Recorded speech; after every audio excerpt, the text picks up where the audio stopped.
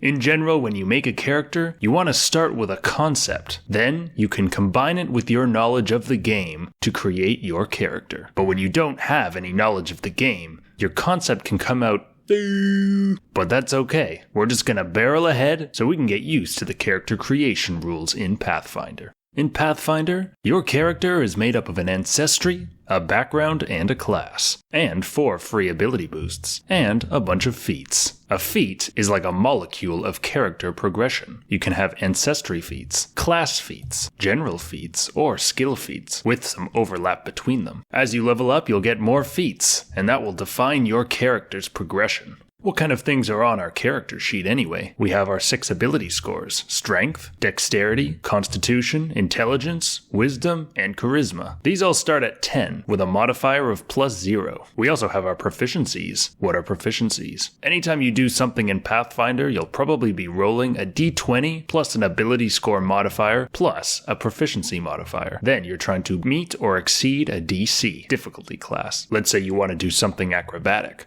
You'll roll a d20. You'll add your dexterity modifier, then you'll have to see how proficient you are at acrobatics. There's 5 levels of proficiency. At level 1, the bonuses look something like this. So if you're trained in acrobatics, you'll be getting a +3 bonus. You also have your class abilities, your feats, and a few other things like hit points, your size, move speed, senses, traits, and other random things. Then of course you have your equipment and your languages. Let's do as they recommend you do and start with our ABCs. Step 1. Your ancestry. There's 6 core ancestries in Pathfinder: human, elf, dwarf, halfling, gnome, and goblin. The blank canvas, the alien, mole people, downtrodden tiny humans, anti-boredom fairies, and dangerous toddlers. When you pick your ancestry, it will come with some ability boosts and ability flaws. Some of them might be predetermined, like you have to take a boost in dexterity, but others you can pick. If you have an ability boost, it means you add 2 to your ability score and 1 to your modifier. If you have an ability flaw, it means you subtract 2 from your ability score and -1 from your ability modifier. In each stage of your character creation, you cannot apply a boost to the same ability score. They must be different. Your ancestry will also give you a few other things: hit points, size, speed, your ancestry languages, senses, maybe some other abilities like feats. Once you pick your ancestry, you'll also have to pick 1 heritage and 1 ancestry feat. A heritage is just like a sub-ancestry. You'll probably get some benefit from your heritage. You'll also get to pick an ancestry feat. For example, halfling, you'll see level 1 halfling feats, and you just pick one. Step 2, your background. Your background is just your character's job before they became an adventurer. Your background will also give you some ability boosts. Some of them might be semi-predetermined. For example, you have to pick between strength and constitution, and sometimes you'll get a free ability boost too. The same rule applies as before, they need to be different. You also get trained proficiency in 2 skills and 1 skill feat. But what are skills? It's basically the way we categorize tasks in Pathfinder. Let's say you want to do a backflip. You're going to roll a d20, add an ability modifier, and a proficiency modifier. But how do we know which of which to add? Well, that's where skills come in. For a backflip, we'd probably look at acrobatics, which would tell us you need to add a dexterity modifier. Then you can see your proficiency in acrobatics. If you're trained in acrobatics, you'll add a 3. Of course, that only applies to level 1. Let's change our ability scores and add our skill feat and our background proficiencies. Something you can remember is that if you ever become trained in a skill, but you're already trained in that skill, you can usually just select another skill of your choice to become trained in. Next, we get to pick a class. There's 12 core classes in Pathfinder. Your class will give you 1 predetermined ability boost, or possibly a semi-predetermined ability boost, which will be your key ability score. Your class will also give you some proficiencies, including perception, your saving throws, skills, attacks, that's weapons, defense, armor, possibly spells or class DC, depending on the class that you pick. It'll also give you some more hit points that you'll add to your ancestry hit points. Finally, you'll get your class abilities and class specialization. Class specialization is not the official name, but most classes have something that you have to pick, like some kind of subclass. Your class abilities might include a class feat, a general feat, spell casting, or some other thing, but every class is different. What you want to do if you're on Archives of Nethys is look at this little table, level 1, and see what class features you get. We already added our ancestry and our background and our initial proficiencies, so we can just cross those out, and we can look at what's left. For example, if you're a ranger, you get Hunt Prey, a special action, you'll get a class feat, and you'll get Hunter's Edge, your class specialization. If you're a bard, you'll get Occult Spellcasting. For more info on that, check out the Spellcasters video.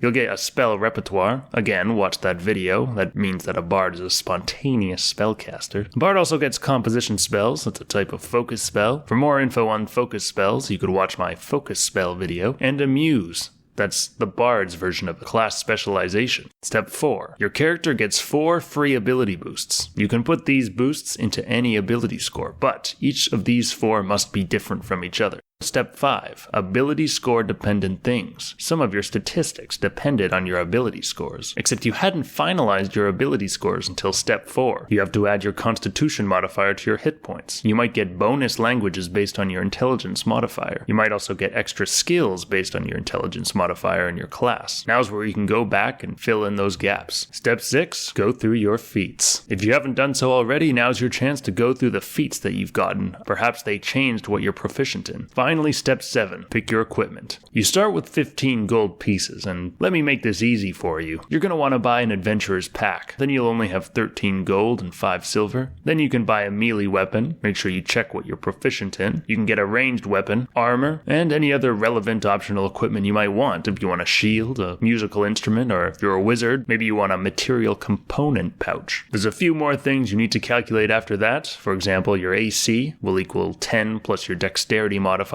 plus your armor proficiency, plus your armor bonus. It's a bit more complicated than that, but I'll cover that in a later video. There are a lot of other rules that might be relevant for your character, but you probably don't need to worry about it at level 1. For example, how many items can you carry? If you want more info on how to fill out a character sheet, check out my character sheet video.